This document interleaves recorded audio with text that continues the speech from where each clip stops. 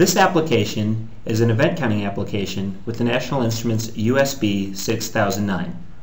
The USB 6009 has one counter. It's a 32-bit counter and can count at rates up to 5 megahertz. So let's first take a look at my setup. It's a very simple setup. I have a switch here that is wired into the input of the counter.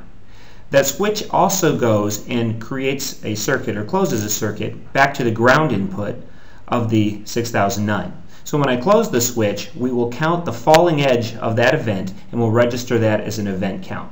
So let's go right into LabVIEW, our graphical programming for setting up data acquisition applications. It makes setting up the simple things easy, but also is capable of expanding to complex applications. So the first and only thing that we're going to do on the front panel is click right, and we're going to drop down a numeric indicator. So we'll put this here, and our numeric indicator, we're going to make it a little bit bigger so that you can see it well, but this is just going to show us all of the different counts that we have accumulated over time. So that's our front panel. Let's go straight into the diagram, and now we'll add in the DAC Assistant, and we'll tell the DAC Assistant that in this case we do want to acquire signals, but we want to count events.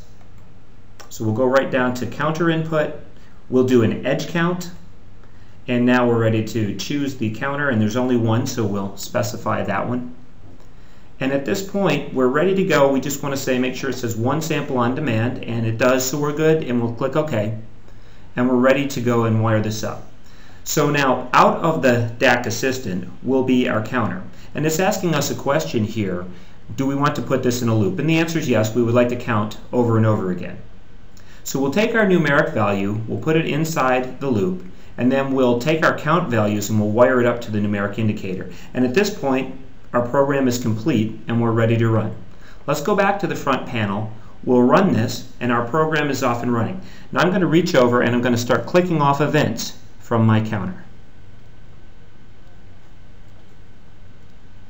Now occasionally you may see it jump, and the reason for this is that you get switch bounce from a switch like this. And remember that this counter is capable of reading at 5 megahertz. So any of those little switch bounces we would actually be able to read as actual events. So if you have something like a motor that's running very fast, you would be able to read that as well and actually calculate things like RPMs off of that. So this is a simple application, and it shows how you would do event counting with the National Instruments USB 6009.